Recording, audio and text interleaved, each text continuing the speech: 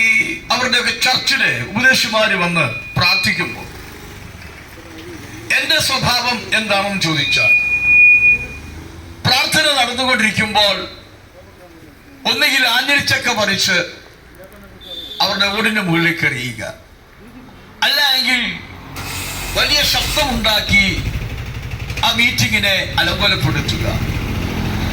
അതിനുശേഷം അന്ന് ഇതുപോലെയുള്ള വാഹനങ്ങൾ, കാറ്, അങ്ങനെയുള്ള വാഹനങ്ങളൊന്നും ഇല്ലാത്ത സമയം സൈക്കിളിലാണ് അവരൊക്കെ വരുന്നത്. അപ്പൊ എന്റെ അന്നേരത്തെ ആ ഇത് ഞാൻ സൈക്കിളിന്റെ കാറ്റ് ഉരുവിട്ട് ആ ദൈവദാസന്മാരെ ഒക്കെ പെരുവെയിലത്ത് അവരെയൊക്കെ ഞാൻ സൈക്കിള് പെരുവെയിൽ ചുണ്ടിക്കൊണ്ടു പോകുന്നതൊക്കെ ഞാൻ കണ്ടിട്ടുണ്ട്. അപ്പൊ അങ്ങനെ ഈ ആത്മീയ അനുഭവത്തെ അങ്ങേയറ്റം വെറുത്ത ഒരു വ്യക്തിയായിരുന്നു. എന്നാൽ എനിക്കൊരു കാര്യം മനസ്സിലായി.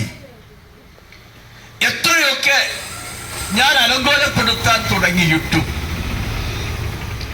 എത്രയൊക്കെ ഞാൻ ഇതിന് വിരോധമായി നിന്നിട്ടും, ഇതുപോലെയുള്ള കവലകളിൽ എന്നെ എന്തിനാ ഈ ദൈവവചനവുമായി യേശുക്രിസ്തുവിന്റെ സാക്ഷ്യവുമായി എന്നെ നിർത്തിയത് എന്ന് പലപ്പോഴും ഞാൻ ചിന്തിച്ചിട്ടുണ്ട്.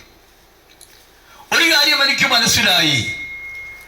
ആര് ഈ ദൈവവചനത്തെ എതിർക്കുന്നുണ്ടോ, ആര് യേശുക്രിസ്തുവിനെ എതിർക്കുന്നുണ്ടോ, ഇന്നല്ലെങ്കിൽ നാളെ ആ വ്യക്തി യേശുക്രിസ്തുവിനാൽ പിടിക്കപ്പെടുവാനിടയായിത്തീരും.